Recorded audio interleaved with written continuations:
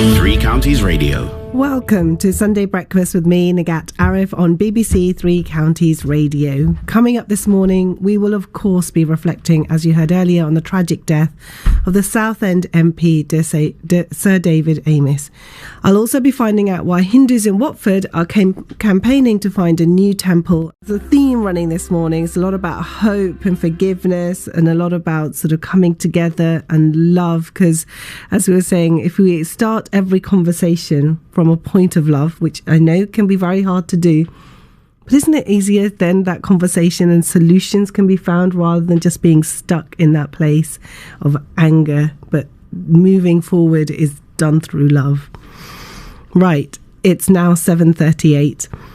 The only Hindu temple in Watford is facing an uncertain future after the council threatened to close the building.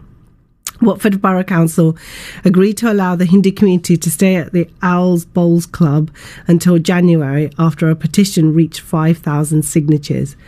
The council argues that the Bowls Club was always supposed to be a temporary venue, but the Hindu community are struggling to find an alternative space to worship. Leading the petition is Prashanth Elangovan, who joins us now this morning. Good morning. Hi, good morning again. Thank you so much. How many people worship at this temple, and what is it used for? Thank you for having me on your show. In Watford, we have over 3,000 Hindu families who use the temple quite regularly. So it's a place of congregation. Hindu festivals and ceremonies, they're all conducted at this temple on a regular basis. It's open at the weekends and evenings as well. Now, for our listeners who may be thinking this was built as a Hindu temple, but that's not the case, is it? No, actually, originally the temple was located in a building that was near the Watford Town Centre on Exchange Road. And because there was an issue with the building code, which Watford Borough Council said they were going to repair and hand the building back to the temple, they temporarily moved this temple over to the current location. With a view to moving back to the original building. But that didn't happen. The original building was then converted to a block of apartments, flats. So from there, the trustees have been asking the Watford Borough Council for an extension or a possible permanent location. And that unfortunately never happened. It came to the 31st of August where the lease was getting over, and the council then said, the temple has to leave the current premises permanently without an alternative. And it is at that point that the trustees contacted me, and then we put this petition together, which got over 13,000 people who signed the petition. And Prashanth, what does the temple mean to the Hindu community in Watford?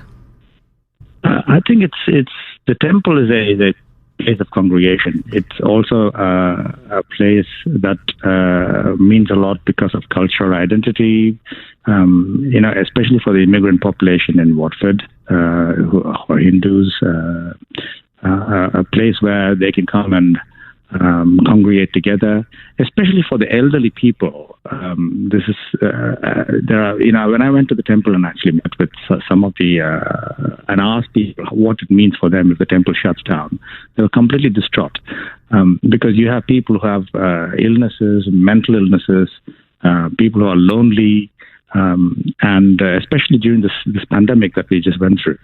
This temple was a place of solace for a lot of people. They came there quite regularly to spend time, feel better about, the hardship that people face in life.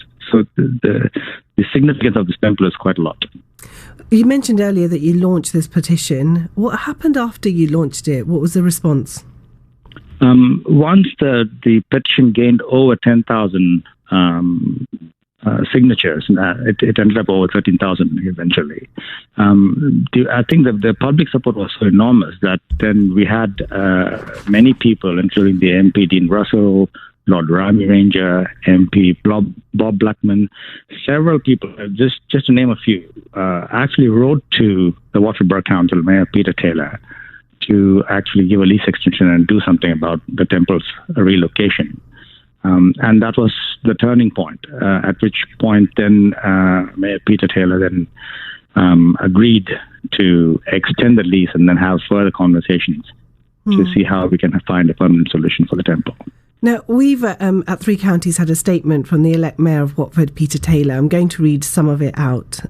Sure. It goes, the council has always had a positive relationship with the, now you might have to correct me, Val Murrigan Trust, and we are very willing to help find a permanent home for their worship. We fully understand their concerns, which is why we offered them a new lease for the Owls Bowls Club. When the trust moved to the Owls Bowls Club in May 2019, it was always on the understanding that this was only a temporary solution, allowing them time to find a permanent building for their temple. We made it absolutely clear that the Bowls Club is part of our Woodside Community Sports Village transformation. So the people using this building always knew that they were going to have to move out, Prashanth. Why haven't they found an alternative venue? So you're correct. Actually, even when they moved out of the Exchange building, if you go back to the original discussions the trustees had with the Watford Council, originally they were supposed to get the original building back where they were based near the Watford Town Centre, which did not happen, of course. That became a block of flats. So with the understanding that this was going to be temporary, they were actually speaking with the Watford Borough Council to negotiate a permanent lease. At this present time, there are several buildings in Watford that are unoccupied, especially because of the pandemic that is council-owned, that have been made vacant. The trustees have been actively connecting with, speaking with several estate agents within Watford to find an alternative place as well, independent of the Watford Borough Council giving them a place. The challenge is private owners are reluctant to give a space for occupation for the purpose of a temple operation. And so that has been a real challenge. They've communicated with several people. They've visited many estate agents, and they still continue to do that. There are advertisements placed on local newspapers for people to come forward to give a place for rental as well. So we're hoping that there will be some solution that will present itself. You mentioned there that you actively are looking, and I'm just intrigued because what kind of spaces are you looking for? Because this is for the whole community. Obviously, size matters, location, and what other things are you looking for in the venue? So, ideally, of course, we want something within Watford because the temple is serving the Watford community, and a car park space would be ideal with a little bit of open space. Most importantly, access to people who are physically challenged. That would be the ideal scenario for us. And how can people get in touch if they want to help out? My phone number is available if you want to get in touch. My name is Prashanth Elangovan, and I'm one of the spokesperson for the temple, and I'm happy to take a call. They can also look up online the Watford Vale Morgan Temple website as well, and the contact details are there. Oh, thank you so much. And we will definitely like to keep in touch with you and update our listeners about this. So hopefully there'll be a good news story from you, Prashanth, and then we can share it on live on air when you get your new venue. How about that? That sounds fantastic. Actually, we've had a meeting with Watford Borough Council, and they have also promised to look at a few options to offer us in the next few weeks. So there is ongoing meeting, and I really hope something positive comes out of that as well. But this is fantastic. Well, thank you so much for having me on your show, and best wishes for your listeners as well. Thank you for having me. Thank you. Have a brilliant morning. And yes, I'd love to keep in touch and find out if they've got a new venue, because as Prashanth was saying, it means so much to the community, and actually a lot of them are distraught. So having a place to worship, somewhere where the community can congregate, the value that it adds is immense.